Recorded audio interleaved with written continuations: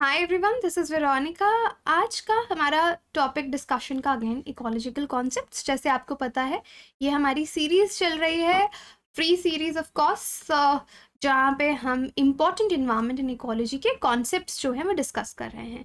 ये कॉन्सेप्ट्स आपको UPSC exams जो जहाँ पे भी इन्वायरमेंट का पोर्शन आता है, स्पेशली और सीएससी पार्ट, इन्वायरमेंट इंक्रीज होती जा रही है प्रीलिम्स और मेंस में, तो किसी भी इन्वायरमेंट क्वेश्चन को सॉल्व करने के लिए जो बेसिक्स हैं वो आने चाहिए, बेसिक कॉन्सेप्ट जो टर्मिनोलॉजी है वो आनी चाहिए।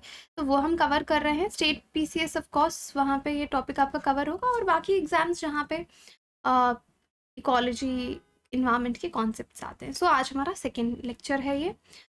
सो सोशल मीडिया पे आप मुझसे कहीं पे भी कांटेक्ट कर सकते हैं for your queries, and plus you will see lot of informational contact content being shared on these social media. So prelims में environment ecology में ये टॉपिक आपका कवर होता है।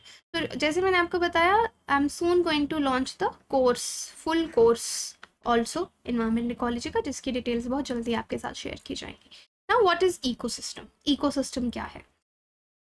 पहले मैंने आपको टर्मिनोलॉजी में इन्वायरमेंट बताया, इन्वायरमेंट के साथ हैबिटेट बताया, वहाँ पे मैंने इकोलॉजी बताया, इकोसिस्टम को भी छेड़ा था।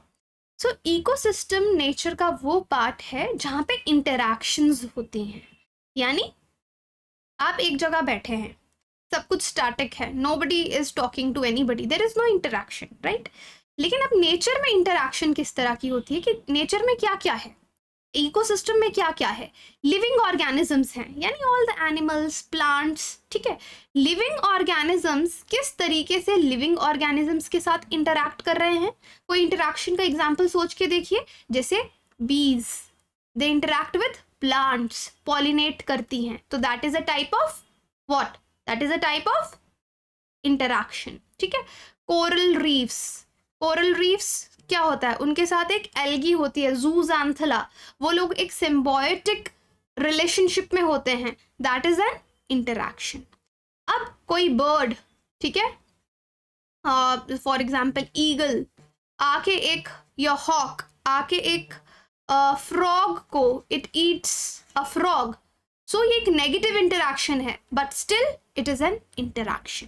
तो ये जो इंटरैक्शंस हैं जो लिविंग ऑर्गेनिजम्स के साथ हो रही हैं इकोसिस्टम में, प्लस लिविंग ऑर्गेनिजम्स की जो इंटरैक्शन नॉन लिविंग थिंग्स, जो नॉन लिविंग पार्ट है इन्वायरमेंट का, इकोसिस्टम का, उसके साथ हो रही हैं कलेक्टिवली, इस तरह की सिचुएशन को हम इकोसिस्टम बोलते हैं, ठीक है। जहाँ पे living organisms are interacting among themselves, यानी living organisms interacting with living organisms and with their physical environment, क्योंकि physical environment में you will have living as well as non-living components also. non-living components के साथ कैसे interaction होगी? जैसे nitrogen fixation हो रही है, plants are taking up nitrogen, that is a interaction, या रेनफॉल के साथ क्या, किस तरह से सॉइल को इम्पैक्ट करेगी, that is also an interaction. तो ये जो है इस सिस्टम को हम इकोसिस्टम बोलते हैं। So let me read this for you. I hope कि मैंने बहुत ही ईजी वे में आपको समझाने की कोशिश की है। इकोसिस्टम वो पार्ट्स हैं नेचर के where living organism interact among themselves, तो जैसे मैंने लिविंग ऑर्गेनिज्म का इंटरैक्शन दिया, and with their physical environment which has non living component also. तो दिस सीन, ये जो पूरा आपको इस सर्कल में दिख रहा है, दिस इज योर इकोसिस्टम। अब इकोसिस्टम में क्योंकि लिविंग की भी बात कर रहे हैं हम, नॉन लिविंग की भी बात कर रहे हैं, तो इसमें कितने कंपोनेंट्स आएंगे? यानी इसमें बायोटिक कम्युनिटी भी है। बायोटिक कम्युनिटी किसको बोलते हैं? लिविंग ऑर्गेनिजम्स की कम्युनिटी को बायोटिक कंपोनेंट कहा जाता है। उसके साथ उनका एबायोटिक कंपोनेंट, जिसको हम फिजिकल इन्वायरमेंट बोलते हैं, और भी से एबायोटिक कंपोनेंट, ठीक है। और वहाँ पे एनर्जी एक्सचेंज हो रही है, आपका फूड चेन चल रहा है, फूड वेब चल रहा है, साइकिलिंग, ये nutrient cycling, nitrogen cycle, oxygen cycle आप पढ़ते हैं, ये सब इकोसिस्टम में हो रहा है, ओके। सो यहाँ पे आप ये चार्ट देखिए कि इकोसिस्टम का क्या क्या पार्ट है। You have abiotic components, you have biotic. तो फिर से यहाँ पे लिख देती हूँ, biotic means living components, abiotic means non living component, okay. Non living में नेचुरल क्या होगा? आपके क्लाइमेटिक फैक्टर्स आएंगे, रेन, लाइट, विंड, टेम्परेचर, ये आपको मालूम होना चाहिए।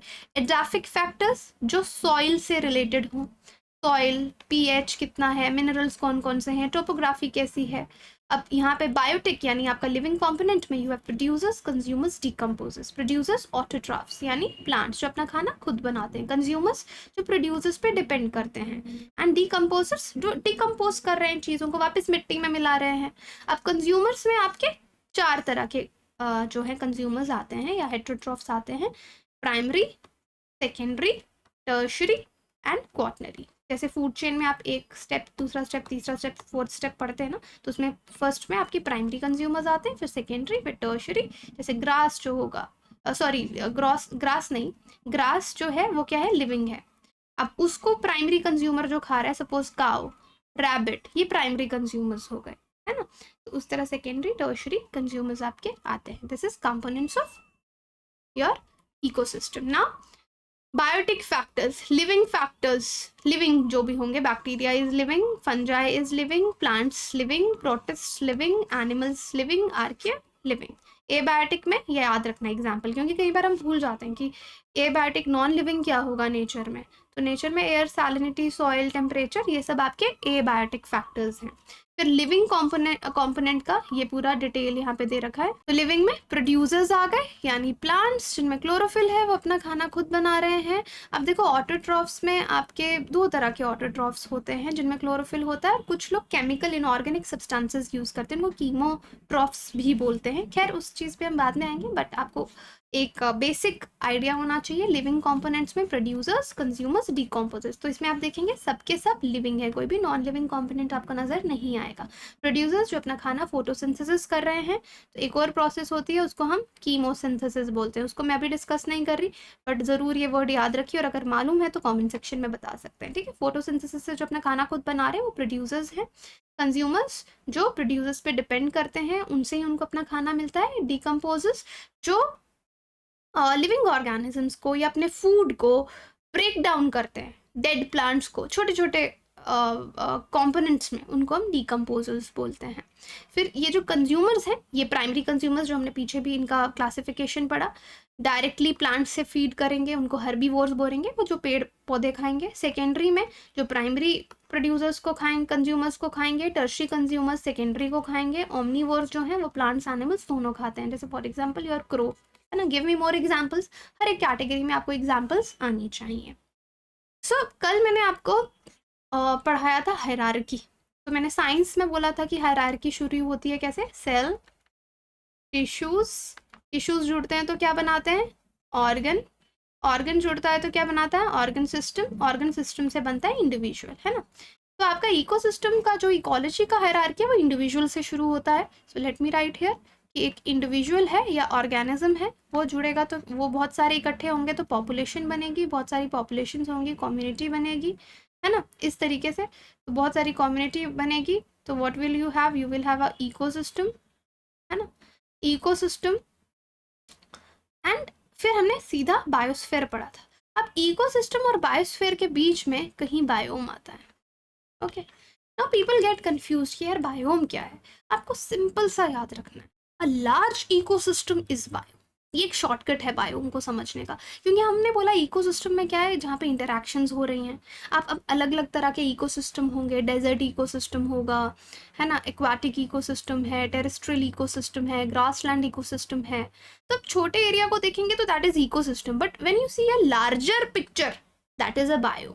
सो मतलब एक लार्ज रीजनल यूनिट है, तो ये regional unit is ecosystem. So it is a large ecosystem जहाँ पे आप बायोम को पहचानते हैं कि वहाँ पे मेजर वेजिटेशन क्या है, लाइक ट्रॉपिकल फॉरेस्ट, है ना।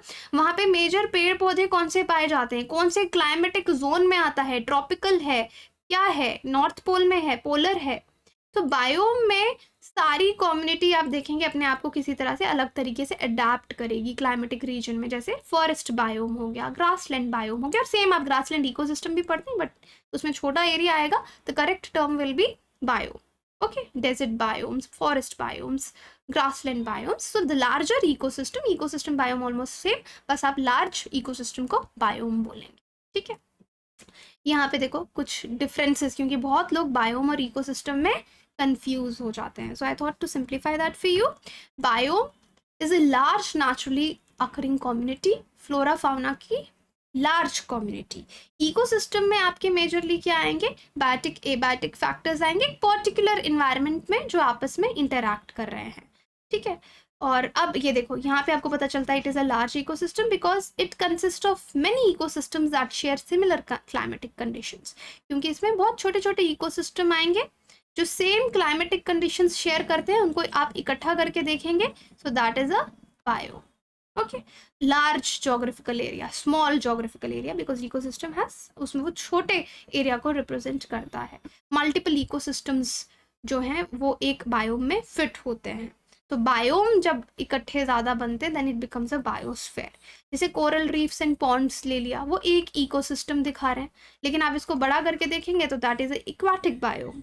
Tropical rain forest, grasslands, deserts, ये बायोम का एग्जाम्पल हो। तो I hope you are able to differentiate between the two terms.